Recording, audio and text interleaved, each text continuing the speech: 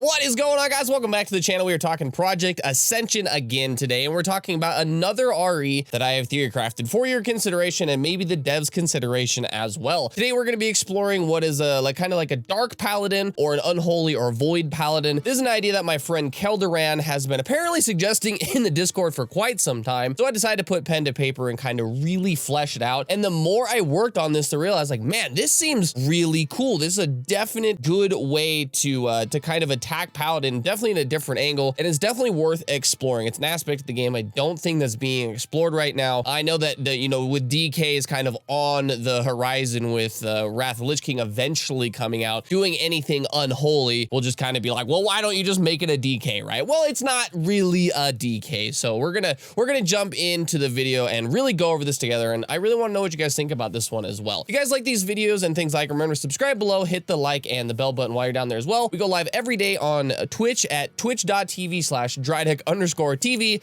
at 10 a.m. Pacific Standard Time. Without further ado, let's jump into this video, guys. Let's go!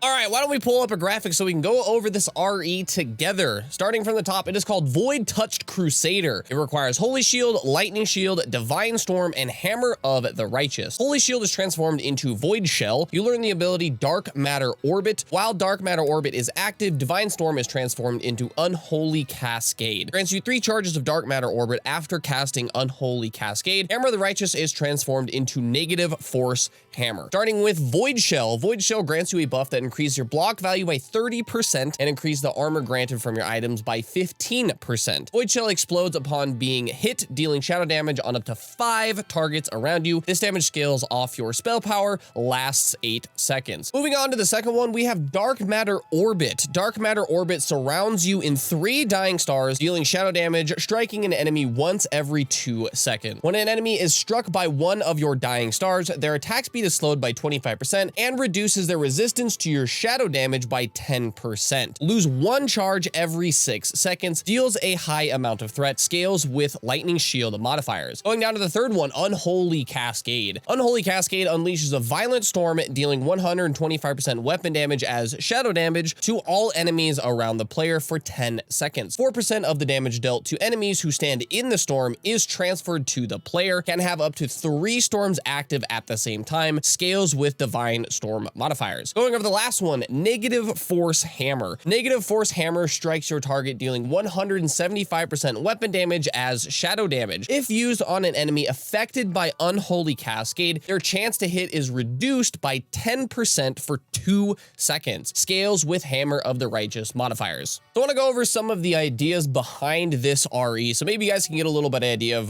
where I was coming from this, okay? So Void Shell, this was originally supposed to just be kind of like an element shift of Holy Shield, is basically to be like Unholy Shield or Shadow Shield. It didn't really feel very interesting. So what I wanted to do is I wanted to change the stats on it slightly. So instead of getting block, chance, and armor from your shield, you instead get block value and global armor. I don't know if the values that I presented here would be stronger or weaker than the current version of Holy Shield. Holy Shield right now is unbelievably powerful for shield tanks. So I just wanted to maybe attack it at a different angle with a different idea for it and maybe get similar levels of survivability out of Void Shell. This one being an explosion. So like Holy Shield, like when they hit you, it pulses like a little tiny like holy thing. It's not very visually stunning, right? So what I wanted to do is just kind of have like this shell that comes around you, almost like a Super Saiyan, like fire aura, but in a shadow form, right? And then every time you're hit, maybe on like a 1 or 2 second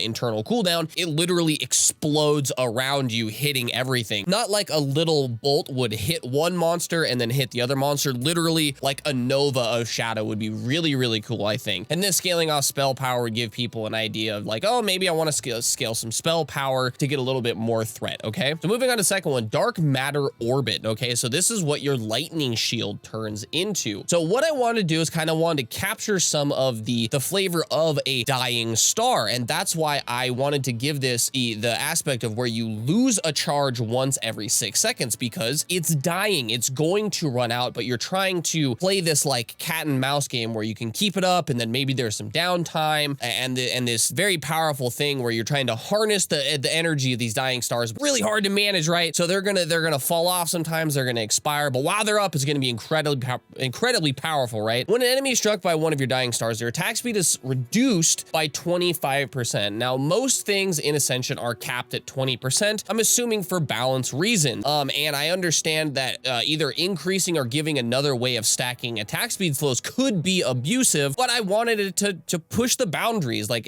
you don't want everything to always feel the same, right? You need some flavor and some variety because at the end of the day, no matter what you're playing, you need to have some spiciness to your build. And I figured maybe giving a 5% additional slow on top of this seems adequate because it's such a powerful mechanic. You're literally like, it's a dying star, right? You're sucking in the matter from around you. It's supposed to be powerful. It's supposed to be better than a frost armor, right? If you think about it from a flavor standpoint, okay? And then reducing the resistance to your shadow damage, not all shadow damage, just gives this a little bit more feed into the fact that it's supposed to be kind of your main threat ability. And then along with other things that you do with shadow damage can decrease their resistances and generate a little bit more threat. So moving on to the third one, Unholy Cascade. So this one literally is supposed to be like Divine Storm, but it would leave like this torrent, this storm of like shadow energy around you, right? So it doesn't deal upfront damage, but what it does, it does Divine Storm, and then that storm deals 125% weapon damage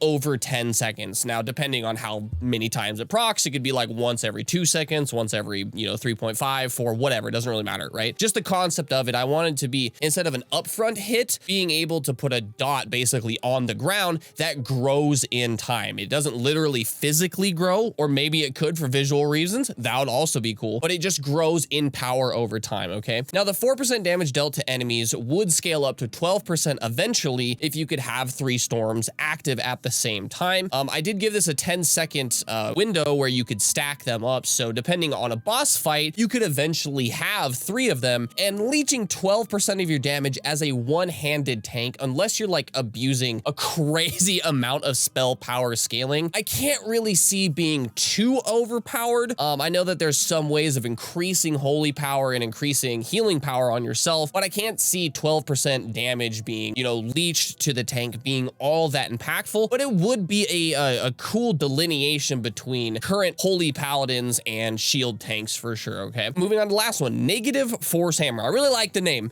I really like the name on this one. Negative Force Hammer strikes your target, dealing 175% weapon damage as shadow damage. So this turns your inherent 3 target attack of Hammer the Righteous into a single target kind of like smash ability, right? So it's going to hit really hard to one target, but it's not going to deal AoE damage anymore, okay? But when it's used on a monster affected by Unholy Cascade, their chance to hit is reduced by 10% for 2 seconds, okay? So reducing chance to be hit from a boss is really powerful, super powerful. It basically adds 10% avoidance to tanks. Now, this could be adjusted, obviously, for balance reason. 10% for 2 seconds is going to be basically 1 melee attack. It's not going to be inherently super powerful. It's not like it's lasting for 8 seconds, right? That would be insane. So basically, it's just like when you hit them with this humongous smash, right? The Negative Force Hammer, it reduces their effectiveness in combat for a very short amount of time to basically give you just a little bit of a leg up maybe on their next attack, okay? Now it scales with Hammer the Righteous modifier, so anything that increased the damage of it, and I wanted this to work as in if you could reduce the cooldown also of Hammer the Righteous in different ways, you could get higher uptime on this 10% reduced chance to be hit. Pretty powerful on its base stat, and if used properly, could have around a 35, 40, even maybe 50% uptime on this. Now, some people might think, well, that's crazy, 10% chance to avoid. Well, as a block tank specifically, you should already be CTC capped, so every hit you're already taken is either going to be dodge blocked or parried. Now, getting another 10% chance to be missed on top of that for a very short window might increase your overall tankiness by like marginal percentages, maybe 2 to 3%. And in a long-term fight, if you avoid an additional 1 to 2 attacks every, I don't know, 2 minutes, it's not going to make or break a fight, except in extreme some corner cases where you just hit them with the negative force hammer and you're just about to get killed, and like it's a heroic moment where like, huzzah, he missed me. You know, it would add an element of that, like that excitement, like, oh, maybe I can, like, you know, use my negative force hammer to get this like hero play where I'm like the last one alive, and it just adds enough extra avoidance to where the tank can maybe get the final kill on the boss. It would be extremely fun and I think really flavorful, and I don't think very, very powerful, because like I said, as a shield tank, you're already CTC capped, excuse me. So adding another 10% dodge on that for as brief a window as 2 seconds isn't really gonna break any boss mechanics. All right, guys, that's it for the video. Let me know what you think about this. I think a Dark Paladin or a Void Paladin or an Unholy Paladin could be really, really cool and a great place to explore, and definitely an avenue of thought that we want to maybe expand upon a little bit later. Considering that DKs are like kind of in the future in WoW, I want to like maybe take some of the flavor of seeing an Unholy Crusader in raids and seeing how they interact, and having that like, oh, I'm a paladin, but I'm a bad paladin, you know. I think it would add a lot of flavor. I don't think it would be too incredibly broken. Of course, numbers always can be adjusted for balance, but for me in these videos, the idea is just to get the idea across, get the flavor across, get a little bit of gameplay mechanics going, and get your guys', you know, wheels turning, because I made these videos because they're fun for me, but I also want to get people to think about the game critically and be like, what avenues of thought and gameplay elements have we not explored yet in Project Ascension? And Project Ascension is the perfect breeding ground for that. We need to explore all possibilities, and I think with some of these videos that I've been making recently, maybe get some attention and maybe get the devs thinking in a different way, and the community as well. If you guys like these videos, remember to subscribe below. Like I said in the start of the video, I will see you guys in the next video. Peace.